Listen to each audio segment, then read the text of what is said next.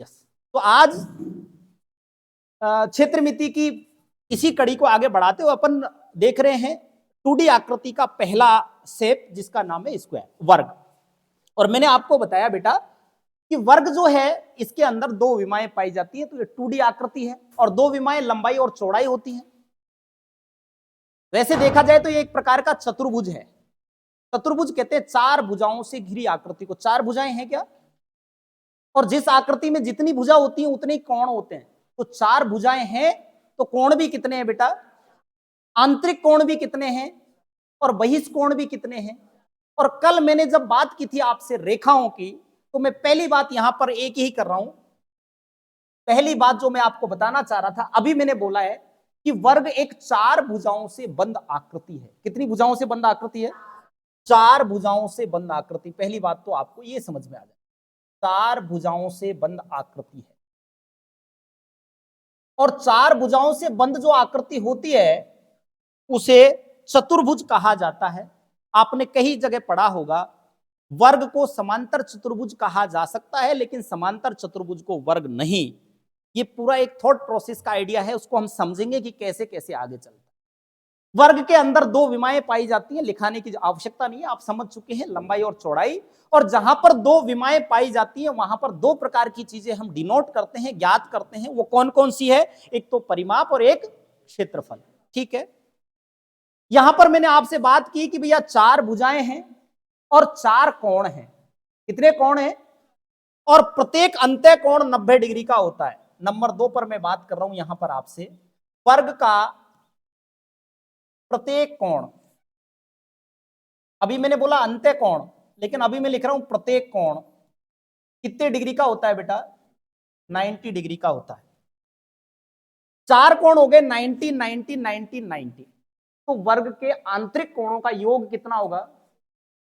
360। ठीक है, किसी भी आकृति के कोण निकालना हो, आंतरिक कोणों का योग निकालना हो, तो कैसे निकालते हैं?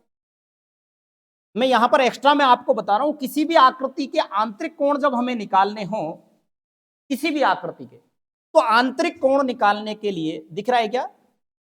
आंतरिक कोण निकालने हो, चेंज कर लूंगा अभी, आंतरिक कोण निकालने हो तो उसका एक फॉर्मूला होता है। और ये कई बार सवाल छोटी एग्जाम्स में पूछा जाता है, आंतरिक कोण कैसे निकाल देते हैं। जैसे सवाल दे दिया कि एक समषड्भुज के अंतः कोणों का योग क्या होगा, आपको ऑप्शन टिपका देगा वो 4-5। ठीक है, 360 दे दिया, उसके बाद में 540 दे दिया, उसके बाद में 720 दे दिया, उसके बाद 900 दे दिया। समषड्भुज, षड्भुज का मतलब 6 भुजाएं होंगी। तो भुजाओं के आधार पर जब हम कभी भी कोण निकालते हैं तो कोण निकालने के लिए हमें एक चीज एक याद रखनी पड़ती है, एक फॉर्मूला याद रखना पड़ता है कि जिस आकृति में जितनी भुजा हो उस भुजा में से 2 घटा दो और उसको गुणा कर दो 180 से। कोई भी आकृति हो, जैसे हम यदि यहां बात करें तो कितनी भुजा है? 4 में से कितना घटाएं? 4 में से 2 घटा दिया, क्या बचा? 2। और 2 को किससे गुणा करें? 180 से। तो आंतरिक कोणों का योग कितना आ गया?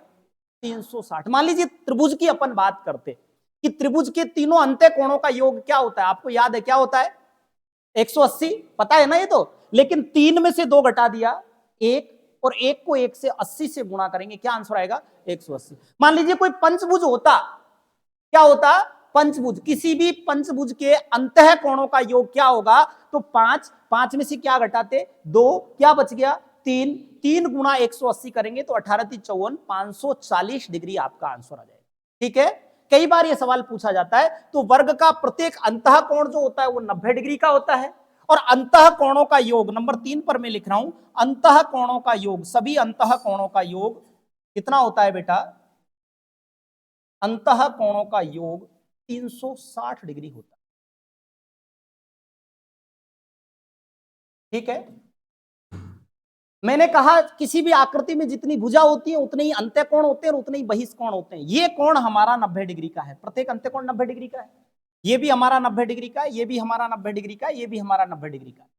ज्योमेट्री भी हम साथ में लेकर के चलेंगे। मैंने कल एक बात आपको बताई थी कि यदि इस सरल रेखा को मैं थोड़ा सा आगे बढ़ा दूं, सरल या सीधी रेखा है, तो मैंने आपको बताया था कि एक सरल रेखा पर बनने वाले सभी कोणों का योग कितना होता है?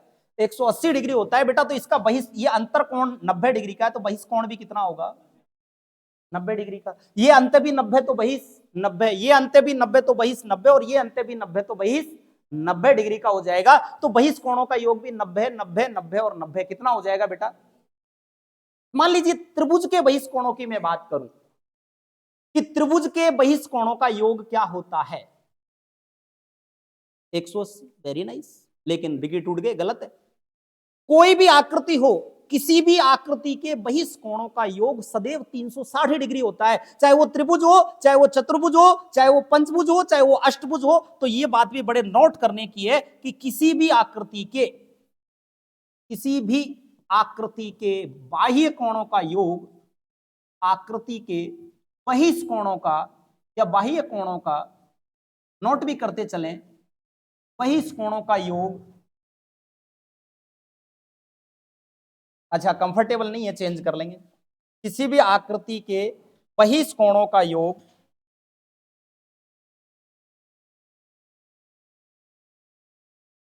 किसी भी आकृति के बहिस कोणों का योग सदैव 360 डिग्री होता है।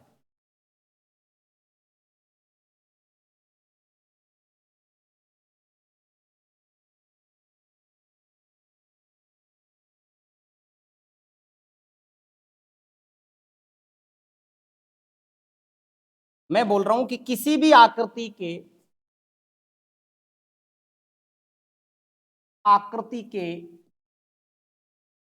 बहिस कोणों का योग, बहिस कोणों का योग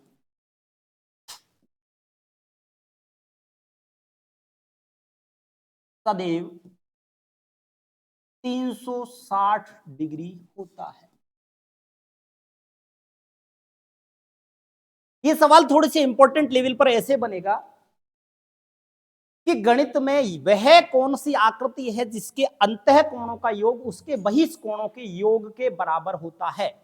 ऑप्शन नंबर ए आपको देगा वो त्रिभुज, आपको ऑप्शन नंबर बी देगा पंचभुज, ऑप्शन नंबर सी देगा चतुर्भुज, और ऑप्शन नंबर डी देगा वृत्त चतुर्भुज। बात करें अपन चतुर्भुज, तो चतुर्भुज के सारे अंतों कोणों का योग भी 360 होता है और बहिष कोणों का योग भी कितना होता है? 360। किसी भी प्रकार का चतुर्भुज हो, चाहे तो वो आयत हो, चाहे वो वर्ग हो, चाहे सम चतुर्भुज, समांतर चतुर्भुज, समलंब चतुर्भुज, चक्रीय चतुर्भुज, चतुर्भुज का कोई सा भी प्रकार हो, अंत्य कोणों का योग भी 360 और बहिष कोणों का योग भी 360। ऐसी कौन सी गणित के अंदर आकृति है जिसके अंतः कोणों का योग बहिष कोण के योग का आधा होता है? त्रिभुज। त्रिभुज का अंतः कोण कितने हो गए? 180, और बहिष कोण कितने हो गए? 360। ऐसी कौन सी आकृति होगी जिसके अंतः कोणों का योग उसके बहिष कोणों के योग का दुगना होगी?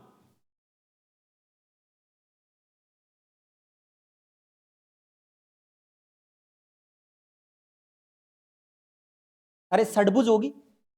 षडभुज में अपन बात करेंगे 6 भुजा, 6 में से 2 गए 4, 4 को 18 से गुणा करेंगे तो 18 चौके 72, 720 हो जाएगा अंत्य कोणों का योग, और बाह्य कोणों का योग 360। तो 360 का दुगना होगा क्या? 720। तो ये सवाल यहां से बनेगा कि किसी भी आकृति की यदि अपन बात करें उसमें षडभुज ऐसी आकृति है जिसके अंत्य कोणों का योग 720 रहेगा और बहिष कोणों का योग 360 रहेगा। तो बहिष कोणों के योग का अंतः कोणों का योग दुगना होगा। सवाल हमेशा घुमा फिरा के पूछा जाता है, इसलिए अपन ने यहां पर बात की। तो 3 बात हम यहां कर चुके हैं। वर्ग के अंतः कोणों का योग कितना होता है बेटा? 360। नंबर 4 पे मैं बात करूं तो वर्ग में 2 विकर्ण होते हैं। वर्ग में 2 विकर्ण होते हैं। वर्ग में 2 विकर्ण होते हैं तथा दोनों बराबर होते हैं।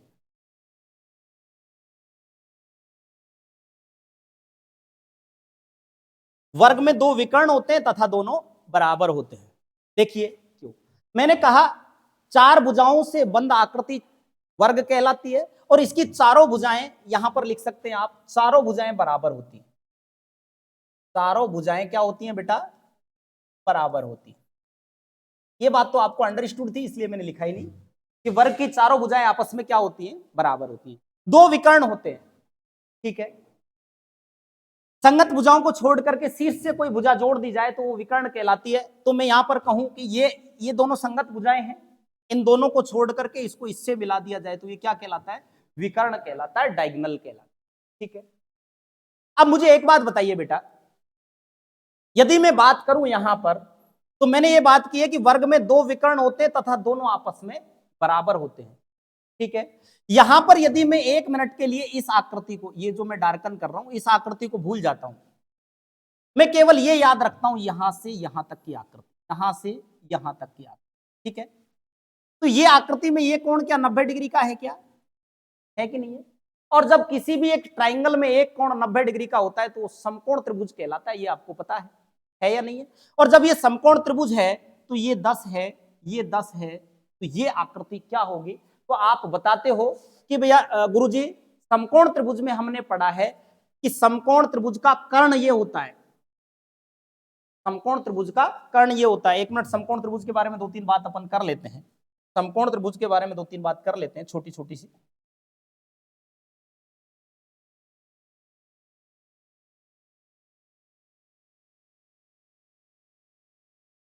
चलिए बना ही देते हैं। ये राइट एंगल ट्राइंगल है। राइट एंगल ट्राइंगल के बारे में 2-3 बात आप याद रखना।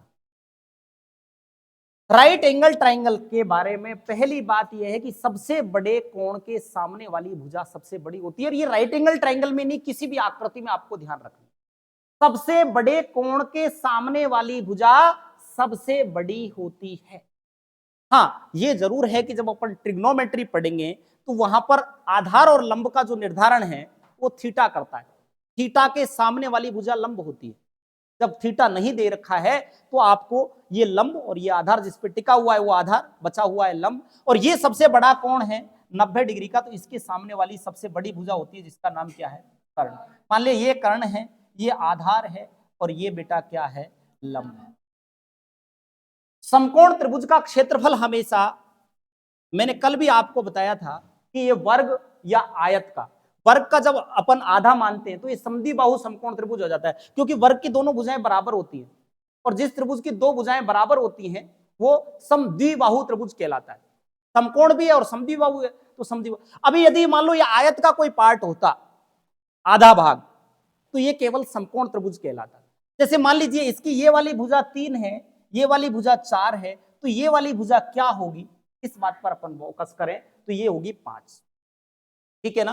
तो यहां पर भी मैं एक बात कहूं कि यदि ये 3 गुणा 4 ये पूरी आयत होती तो आयत की ये वाली भुजा 3 होती, ये वाली भुजा 4 होती, और दोनों भुजाएं हमें मिल गई लंबाई और चौड़ाई, तो इसका क्षेत्रफल 12 होता या नहीं होता? होता या नहीं होता जब ये आयत होती तो? और 12 इसका आयत होता तब होता, और अभी ये आधा है तो आधा होने के कारण इसका क्षेत्रफल होता है 1/2 into base into height, 1/2 into आधार इंटू ऊंचाई, तो 1/2 इंटू 3 इंटू 4, 3 चौके 12, और 12 में 2 का भाग देंगे हम, क्या आ जाएगा? 6, या फिर सीधा कह सकते हैं कि आयत का आधा। ठीक है, मैंने कहा सबसे बड़ी भुजा कर्ण है, तो कर्ण निकालने के लिए हम क्या करते हैं? कर्ण बराबर लंब का स्क्वायर प्लस आधार का स्क्वायर का अंडर रूट, ये हमारा क्या होता है? कर्ण निकलता है। यदि मान लीजिए हमें लंब निकालना हो, नोट करते चलें आप, यदि मान लीजिए हमें लंब निकालना हो तो कर्ण का स्क्वायर माइनस आधार के स्क्वायर का अंडर रूट। यदि मान लीजिए हमें आधार निकालना हो तो कर्ण का स्क्वायर माइनस लंब का स्क्वायर का अंडर रूट।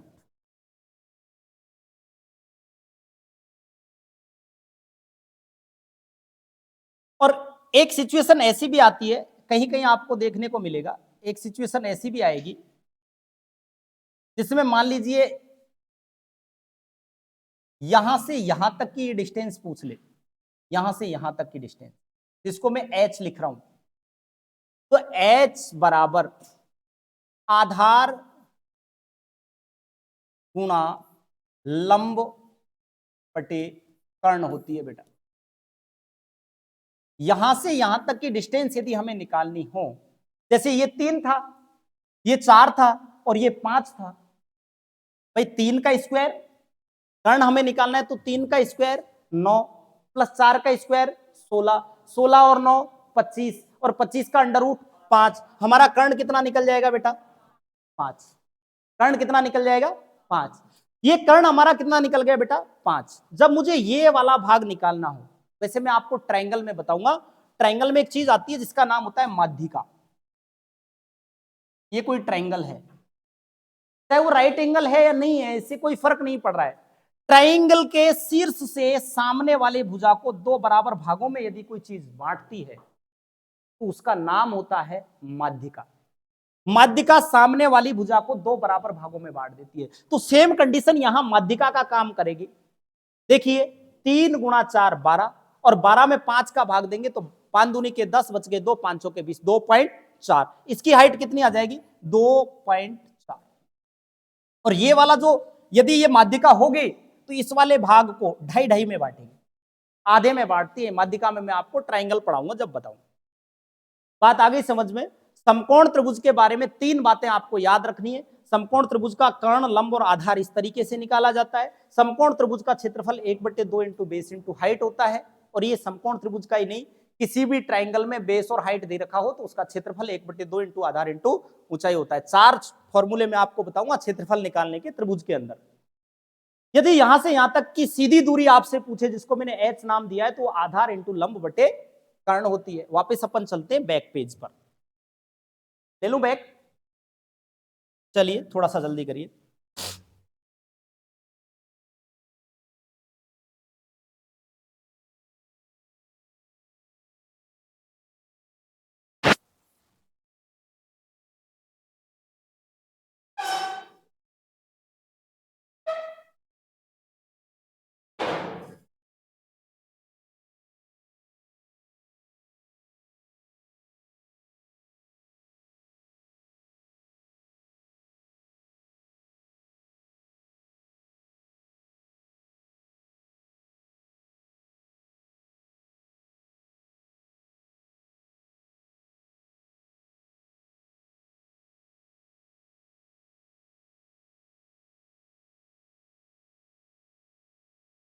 अभी हम पढ़ रहे थे पीछे की तरफ वर्ग। मैंने कहा मान लीजिए वर्ग की ये एक भुजा 10 है और ये भुजा भी 10 रहेगी, ये भुजा भी 10 रहेगी और ये भुजा भी 10 रहेगी। रहेगी या नहीं रहेगी? क्योंकि वर्ग की तो चारों भुजाएं आपस में क्या होती है? बराबर होती है। ये पीछे चश्मे वाली गुड़िया, क्या नाम है आपका? प्रियांशी। मतलब आप इतना बर्डन में बैठे हुए सब लोग इस तरीके से घूर के देख रहे हो जैसे तो आपके दिमाग पे बहुत ज्यादा फोकस। अरे हंसते रहो यार, आप जब तक नहीं मुस्कुराओगे आपको कम समझ में आएगा। क्यों भैया, सही कह रहा हूं ना बात? हंसते हुए सीखना बहुत अच्छी कला है। अब आप यूं आंखों को घूर रहे हो और बोलो कम समझ में आ रहा है, बहुत गड़बड़ हो रहा है मामला। ये तो मेरे को रोक दो, मेरे को टोक दो, थोड़ा सा अपने आप को हैप्पी माहौल में रखो, है ना, खुश रहो थोड़ा सा। वर्ग की चारों भुजाएं बराबर होती है नहीं होती हैं? हाँ, ऐसे हाँ या ना में जवाब देते रहो, है ना। तो ये 10 है तो ये भी 10 रहेगी, ये भी 10 रहेगी और ये भी 10 रहेगी। चलिए हम थोड़ी देर के लिए एक काम करें। मैंने कहा थोड़ी देर के लिए हम ऐसा कर लेते हैं बेटा, ये वाला यहां से यहां तक विकर्ण होता है, ये बात हम मानते हैं। अब हम केवल नीचे के पोर्शन को देखेंगे।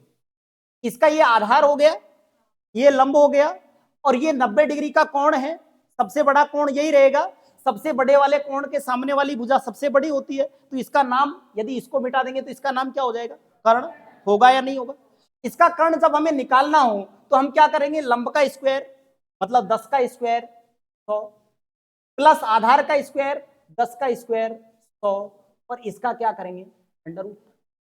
100 और 100 कितना हो गया? 200। इस 200 को मैं ऐसे लिख दूं क्या? 100 गुणा 2 इसका अंडर रूट, क्योंकि एक ऐसी हमें संख्या लेनी है जिसका पूरा पूरा रूट आए। तो 100 का रूट क्या आ गया बेटा?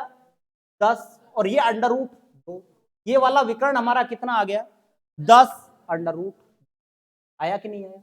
यदि मैं ऊपर से निकालता, अभी नीचे वाले को भूल जाओ, ऊपर से निकालता तो ये भुजा 10, ये भुजा 10, ये वाला कोण 90 डिग्री, 90 के सामने वाली भुजा कर्ण। जब मुझे कर्ण निकालना होता तो 10 का स्क्वायर 100 प्लस 10 का स्क्वायर 100, 100 और 100 200, 200 को मैं लिखूंगा 100 गुणा 2, 100 में से निकलेगा 10 रूट 2, तो इधर वाला विकर्ण भी 10 रूट 2 होता। एक मिनट, यदि इसको मैं थोड़ा सा और मिटा करके देखूं, इसको मैं मिटा करके देखूं यहां से, अभी तो हमने बात की थी इस वाले डायगोनल की, अब हम बात करते हैं इस वाले डायगोनल की। यदि मैं डायगोनल ये वाला ले तो क्या वही स्थिति बनी क्या, 10 और 10 और बीच का कोण 90 डिग्री है या नहीं है?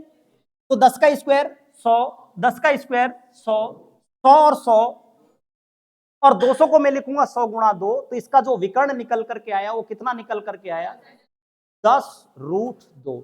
जब आपको ये पता लग गया कि ये वाला डायगोनल और ये वाला डायगोनल, दोनों डायगोनल आपस में 10 रूट 2 10 रूट 2 निकलेंगे, तो मैं ये बात कह सकता हूं कि वर्ग में दो विकर्ण होते हैं और दोनों विकर्ण आपस में क्या होते हैं बेटा, बराबर होते हैं। यही बात मैं आपको यहां पर लिखाना चाह रहा था, यही बात मैं आपको यहां पर लिखाना चाह रहा था, लिख लीजिए। दो विकर्ण होते हैं तथा दोनों क्या होते हैं बेटा, बराबर होते हैं। ये बात आपको समझ में आ जानी चाहिए। फिर अपन चलते हैं पॉइंट नंबर 5 पर। ये पेन क्लियर तो आ रहा है ना? ठीक,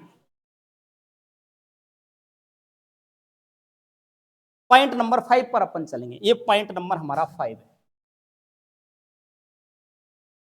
वर्ग का विकर्ण, वर्ग का विकर्ण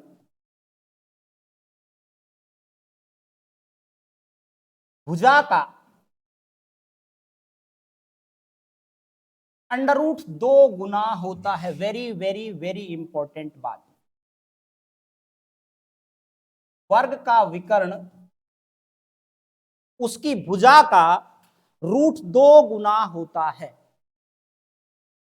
छोटे लेवल पे खूब सारे सवाल पूछे जाते हैं इससे रिलेटेड। यदि आपको यह बात याद है तो कोई दिक्कत ही नहीं आनी है, सटाक से आप सवाल का उत्तर दे दें।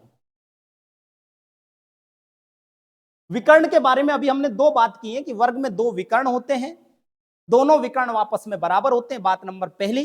बात नंबर दूसरी मैं कर रहा हूं कि वर्ग का विकर्ण उसकी भुजा का रूट 2 गुना होता है। हाउ, कैसे, ये अपन एक्सप्लेन करते हैं नेक्स्ट पेज। देखिए,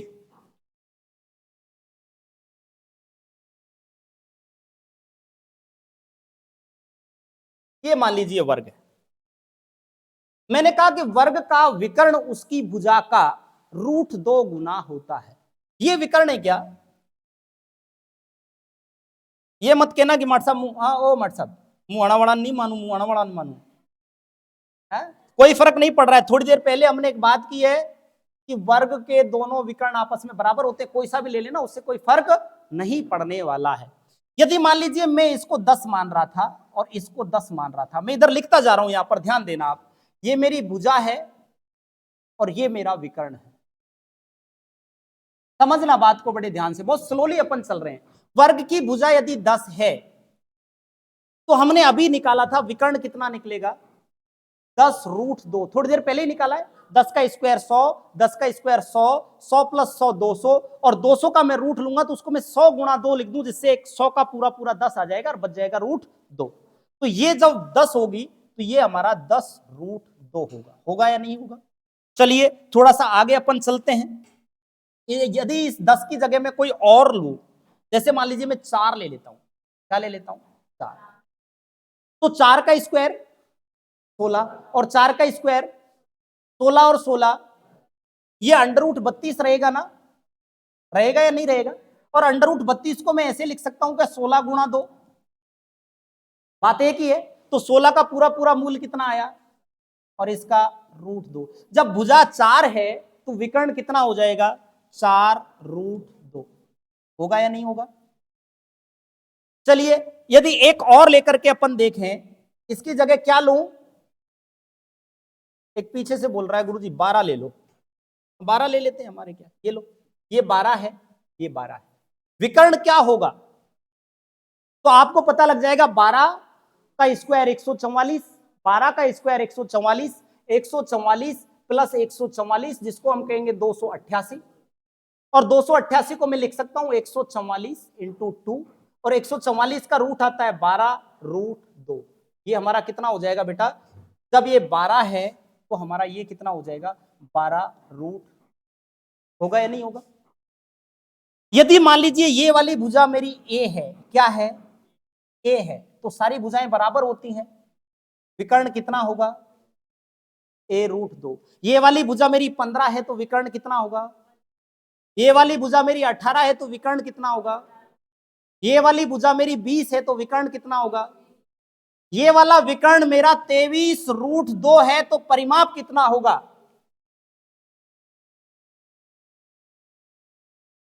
ये वाला 23√2 है, निश्चित रूप से ये 23 रहा होगा, ये भी 23 रहा होगा, ये भी 23 रहा होगा, ये भी 23 रहा होगा। परिमाप के बारे में मैंने कहा है, एक स्थान से चलो, जोड़ते हुए चलो और वापस उसी जगह पर आ जाओ। 23 23 23 23 92 सेंटीमीटर आपका परिमाप आ जाएगा। सबसे ज्यादा छोटे लेवल पे सवाल पूछा जाता है, विकर्ण देकर के परिमाप पूछ लेना या विकर्ण देकर के क्षेत्रफल पूछ लेना।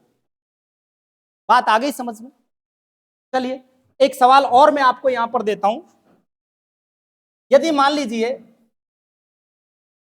वर्ग का विकर्ण 9√2 है, वर्ग का विकर्ण कितना है, 9√2 है, तो उसका क्षेत्रफल कितना होगा।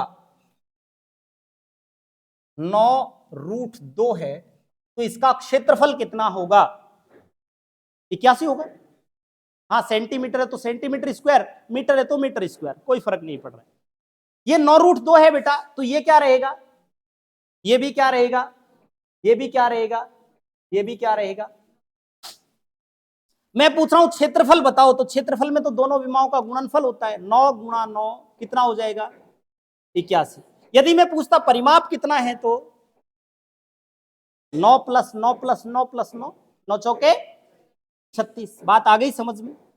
यदि एक काम और करें, मैं ये बात कह दूं आपसे कि मेरी एक वर्ग है जिसका विकर्ण, एक वर्ग का विकर्ण, अब की बार ये वाला ले लेता हूं, 3√2 सेंटीमीटर है। बताओ उसका क्षेत्रफल कितना होगा। 9 मीटर है तो मीटर स्क्वायर, सेंटीमीटर है तो सेंटीमीटर स्क्वायर। क्यों, क्योंकि ये 3√2 है तो हमें ये पता लग गया, ये 3, ये 3, ये 3 और ये 3। तो यदि परिमाप पूछे तो 3 और 3 6, 3 9 और 3 12, और क्षेत्रफल पूछे तो 3 × 3 9। आएगा या नहीं आएगा। बात आ गई समझ में। एक चीज और मैं आपको यहां पर बताना चाह रहा हूं, किसी भी वर्ग का क्षेत्रफल, किसी भी वर्ग का क्षेत्रफल, किसी भी वर्ग का क्षेत्रफल उसके विकर्ण के स्क्वायर का आधा होता है, विकर्ण के स्क्वायर का आधा होता है। देखिए यहां पर हमें पता लग गया विकर्ण कितना है, 3√2। इसका हम क्या करेंगे, स्क्वायर। 3√2 स्क्वायर का मतलब होता है उसी संख्या को उसी संख्या से गुणा कर देना। तो 3√2 × 3√2 का मैं क्या करूं बेटा, आधा। वैसे हम क्षेत्रफल निकालते तो 3 3 क्या आ जाता, 9। यहां से निकाल करके देखें तो 3 × 3 करेंगे तो 9, √2 × √2 करेंगे तो √4, और √4 का मतलब होता है 2। तो 3 3 9, 9 × 2 करेंगे तो 18, और 18 में 2 का भाग देंगे, वापस से क्या आ गया बेटा। ये मैंने क्यों बताया, क्योंकि कई बार सवाल क्या करता है एग्जामिनर, इस प्रकार देता है, देखना इधर। ये कहे कि किसी वर्ग का विकर्ण, किसी वर्ग का विकर्ण 20 सेंटीमीटर है। अब रूट में नहीं दिया आपको, क्या कहा, किसी वर्ग का विकर्ण 20 सेंटीमीटर है, तो बताओ उसका क्षेत्रफल क्या होगा। तो आपको मैंने बताया विकर्ण के स्क्वायर का आधा, 20 का स्क्वायर 400 और 400 का आधा 200। ठीक है, एक काम और कर सकते हैं अपन, यदि अपनी कल्पना शक्ति को बढ़ाते हैं तो, भैया जी मान लीजिए मेरी ये वाली भुजा, 1 मिनट, ये 20 सेंटीमीटर को भूल जाइए, ये वाली भुजा ए होती तो गुरुजी पहले वाले स्टेटमेंट से ये समझ में आ रहा था ये a√2 होती या नहीं होती।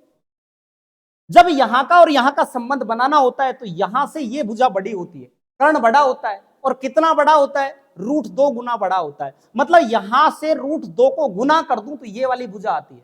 इसका उल्टा भी तो मैं कह सकता हूं कि इसमें √2 का भाग दे दूं तो ये वाली भुजा आती है। उल्टा हो गया ना, जस्ट कॉन्ट्रास्ट कर रहा हूं मैं। इसको √2 से गुणा करता हूं तो ये वाली भुजा आती है क्योंकि बड़ी होती है, और इसमें √2 का भाग दे देता हूं तो ये वाली भुजा आती है। तो मैं ऐसा कर दूं क्या, 1 सेकंड के लिए, ये वाला जो मेरा 20 है इसमें मैं √2 का भाग दे देता हूं तो ये मेरी क्या 20/√2 सेंटीमीटर आएगी क्या, आएगी या नहीं आएगी।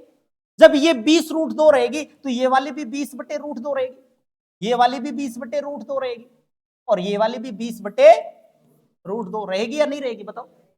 और मैंने क्षेत्रफल की बात की थी तो मैंने आपको बताया था दोनों विमाओं का गुणनफल। अब हम गुणा कर देते हैं, 20/√2 इंटू 20/√2, 20 गुणा 20 करेंगे तो हमारा आ गया 400, और √2 गुणा √2 करेंगे तो 2, और कई बार विद्यार्थी √4 बोलता है, कोई फर्क नहीं पड़ रहा है, √4 का मूल निकालते तो 2 आता है, 2 का भाग दे दिया, हमारा क्या आ गया, 200 आ गया। वही बात है ना। लेकिन ये सवाल किस प्रकार से देता है, जब थोड़ा सा एलडीसी जैसी एग्जाम में हम बैठते हैं तो सवाल इनमें से कोई सा नहीं देता है, सवाल देता है ऐसे। देखिए एक बार सवाल ऐसे देगा कि किसी वर्ग का विकर्ण x सेंटीमीटर स्क्वायर है। क्या है बेटा, x सेंटीमीटर स्क्वायर है। किसी वर्ग का विकर्ण x सेंटीमीटर है, स्क्वायर नहीं, ओनली x सेंटीमीटर, तो उसका क्षेत्रफल क्या होगा, क्षेत्रफल क्या होगा। Option number A 2x centimetre, option number B 2x square centimetre, option number C x² 2 centimetre, option number D 2x² 2 centimetre. और जो अच्छे अच्छे विद्यार्थी होते हैं ना, धुरंधर, उनके गिल्ले उड़ जाते हैं सवाल, और सवाल ऐसा ही दिया जाता है। बहुत छोटी सी थ्योरी का सवाल है, कोई बड़ा भारी सवाल नहीं है, लेकिन एक्स देते ही आपका है ना जो मानसिक संतुलन है ना वो बिगड़ने लग जाता है। बोलो गुरुजी एक्स का नाम लेते हैं तो पता नहीं मेरे को क्या क्या याद आने लग जाता है, तो मेरा मामला पूरी तरह गड़बड़ हो जाता है। तो यहां पर जब हम देखेंगे, मैंने अभी आपको बताया किसी भी वर्ग का क्षेत्रफल उसके विकर्ण के स्क्वायर का क्या होता है, आधा। विकर्ण क्या है, एक्स, तो इसका क्या करूं, स्क्वायर, x² बटे, क्या आंसर आ गया। बहुत लीगल सा थ्योरिज्म था जिसको हमने यहां पर समझने का प्रयास। ठीक है, बात आ गई समझ में। लिखिए इस पॉइंट को, किसी भी वर्ग का विकर्ण, किसी भी वर्ग का क्षेत्रफल उसके विकर्ण के स्क्वायर का आधा होता है। ये बात आप डिनोट कर लीजिए, फिर अपन चलते हैं थोड़ा सा आगे।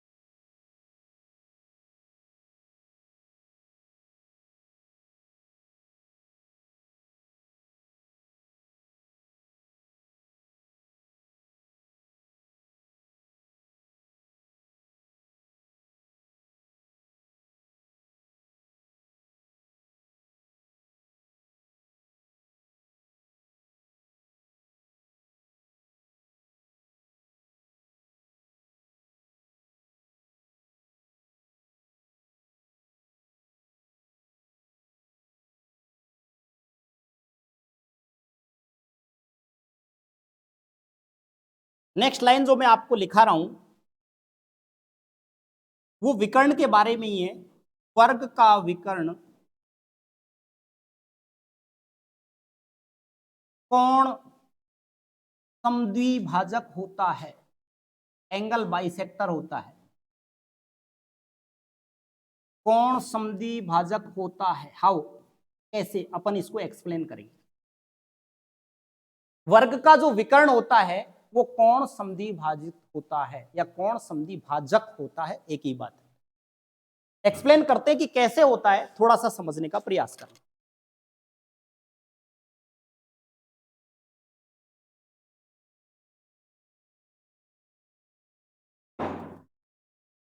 ये मान लीजिए एक वर्ग था, इस वर्ग की ये वाली भुजा को मैंने आगे बढ़ा दिया और ये वाली भुजा को मैंने आगे बढ़ा दिया। वर्ग की भुजा समान के साथ साथ में समानांतर भी होती है, ये बात मैंने कल भी की थी, आज स्टार्टिंग में भी की थी। कहने का मतलब ये इन भुजाओं को आगे बढ़ाया जाए तो किसी भी एक बिंदु पर ये आपस में नहीं मिलेंगी, इंटरेक्ट नहीं करेंगी, इसलिए इनको समांतर भुजाएं या समांतर रेखाएं कहा जाएगा। ठीक है, और ये डायगोनल होता है ना। और कल मैंने एक थ्योरिज्म आपको बताई थी कि दो समांतर रेखाओं को एक तिर्यक छेदी रेखा काटती है, तो मैंने 5 बात वहां पर की थी। बात नंबर पहली मैंने आपसे की थी कि उसके शीर्षाभिमुख कोण आपस में बराबर होते हैं, बताया था।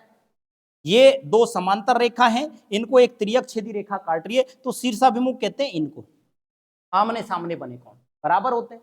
दूसरी बात मैंने बताई थी कि एकांतर कोण बराबर होते हैं। एकांतर का मतलब ये वाला कोण और ये वाला कोण जो जेड की स्थिति में। तीसरी बात बताई थी कि संगत कोण बराबर होते हैं, इस कोण का संगत कोण ये वाला कोण है, ये बराबर होते हैं।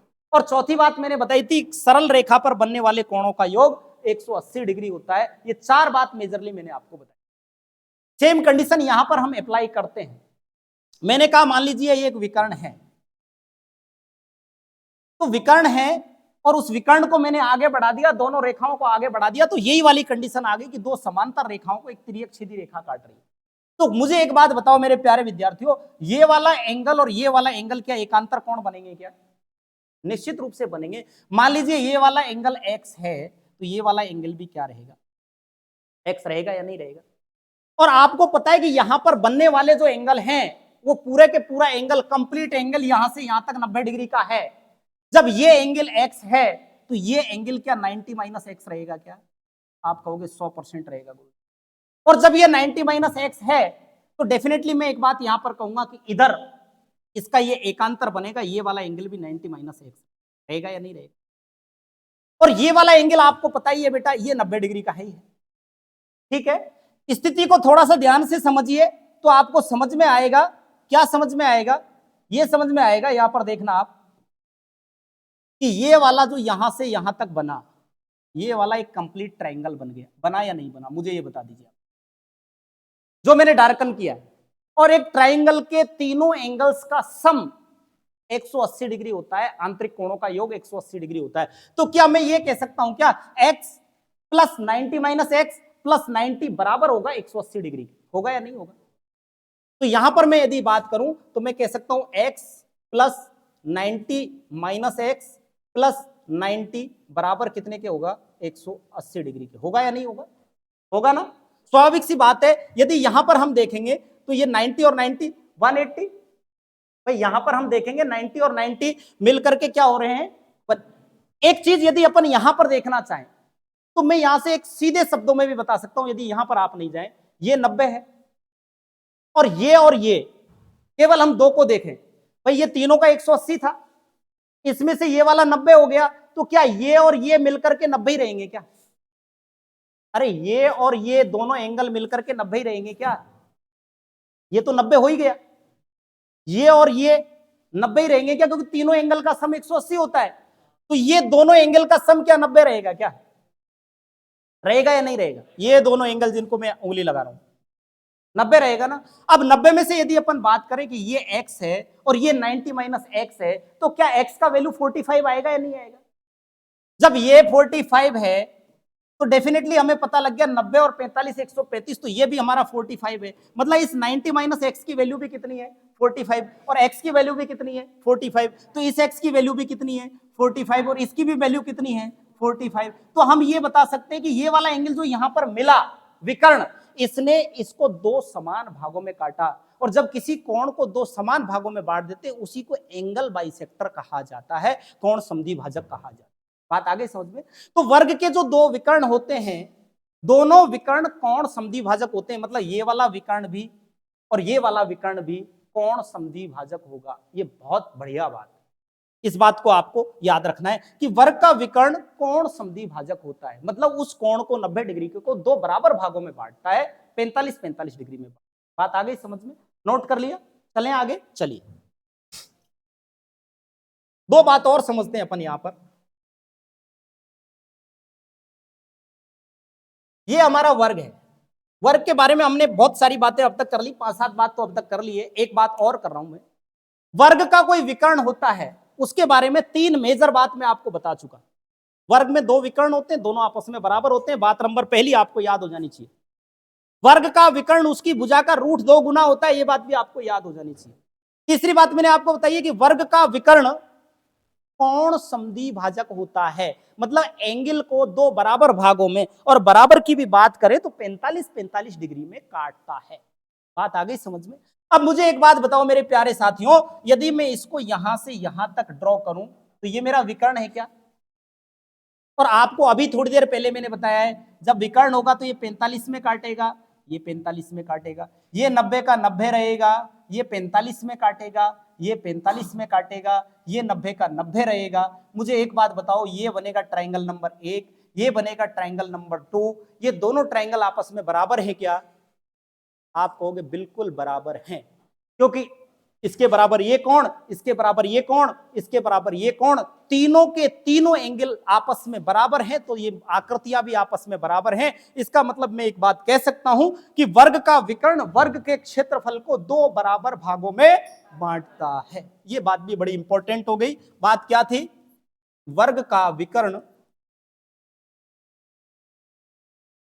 वर्ग को 2 बराबर भागों में बांटता है।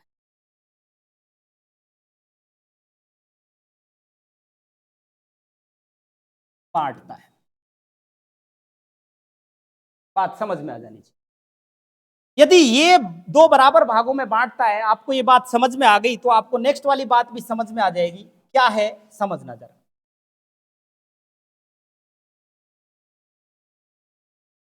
ये वाला विकर्ण और ये वाला विकर्ण,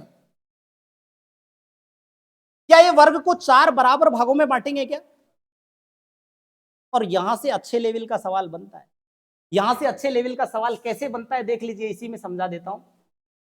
ये वाला जो डार्कन भाग है, ये दी गई आकृति ए बी सी डी एक वर्ग है जिसका केंद्र बिंदु O है।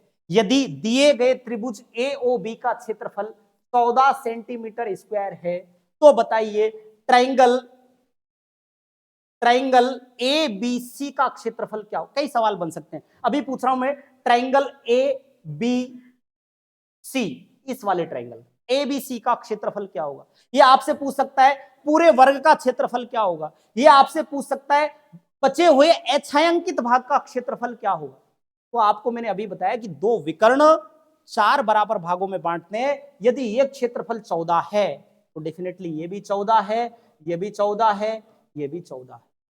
ठीक है, पूरे का क्षेत्रफल कितना हो जाएगा? 14 14 14 14, 14 चौके 56 सेंटीमीटर। बात आ गई समझ में? केवल इस वाले पार्ट का पूछता तो कितना आता? 28। ये पूछता एक छायांकित भाग का क्षेत्रफल कितना है, तो 14 14 14 कितना हो जाता बेटा? 42। कितना हो जाता? इसी सवाल को मैं एक थोड़े से लेवल का सवाल बना रहा हूं। आप जिस जगह सोच अपनी नहीं पहुंचा पाते हो, आजकल एग्जामिनर ऐसी सोच से अपने सवाल क्रिएट करता है, डेवलप्ड करता है। आप ध्यान देना थोड़ा सा, सवाल किस प्रकार से बनेगा थोड़ा सा ध्यान देना, जो कि बहुत अच्छे लेवल का सवाल बनेगा। कैसे बनेगा? ये मान लीजिए एक वर्ग है और इस वर्ग का ये 2 विकर्ण है। इस वाले भाग का क्षेत्रफल x है, इस वाले भाग का क्षेत्रफल y है, इस वाले भाग का क्षेत्रफल z है, और इस वाले भाग का क्षेत्रफल a है। इसका कोई भी नाम उसने दे दिया वर्ग का, कि दी गई एक आकृति PQRS एक वर्ग है जिसका सेंटर पॉइंट O है और दिए गए भागों का क्रम से x, y, z और a क्षेत्रफल है। तो निम्नलिखित में से कौन सा कथन गलत है? भाग x का क्षेत्रफल बराबर होगा भाग y के क्षेत्रफल के। Option number A plus Y का क्षेत्रफल बराबर होगा x प्लस जेड के क्षेत्रफल के। x plus Y plus Z का क्षेत्रफल बराबर होगा a प्लस वाई के क्षेत्रफल के। ऑप्शन नंबर डी, ज्ञात किया जाना संभव नहीं है। कौन सा गलत होगा? जिस चीज की कुछ समय पहले, मतलब 2 दिन पहले हम कल्पना नहीं कर रहे थे कि क्या इस प्रकार के सवाल भी हम हल करेंगे, उन पे हम चिंतन कर रहे हैं अभी। पहला क्या दिया, x का क्षेत्रफल y के क्षेत्रफल के बराबर है। डेफिनेट x का क्षेत्रफल y के भी बराबर है, x का क्षेत्रफल z के भी बराबर है, x का क्षेत्रफल a के भी बराबर है। और ऑप्शन में चेंज कर सकता था, x plus a plus z का क्षेत्रफल पूरे वर्ग के क्षेत्रफल का 3/4 होगा। ये बात भी सही है। y प्लस z का क्षेत्रफल पूरे वर्ग के क्षेत्रफल का आधा होगा। ये बात भी सही है। कहने का मतलब ऑप्शन उसके माइंड में है कि वो कैसे देगा। आजकल वो सिचुएशन हट गई है बेटा, जिसमें डायरेक्ट किताब से प्रिंट किए, सवाल लिए और इधर टेस्ट कर दिए। ऐसी सिचुएशन खत्म हो गई है। सिचुएशन इसी प्रकार की आपकी जनरेट हो रही है। तो आज हमने जो बात की उसमें हमने 8-9 बातें की हैं। आगे इसमें 5-6 बात और करूंगा और उसके बाद में हम इस क्लास को थोड़ा करके आगे बढ़ाएंगे। हो गया? कर दिया? हाँ, बंद कर दीजिए अब, थोड़ा सा ऑफलाइन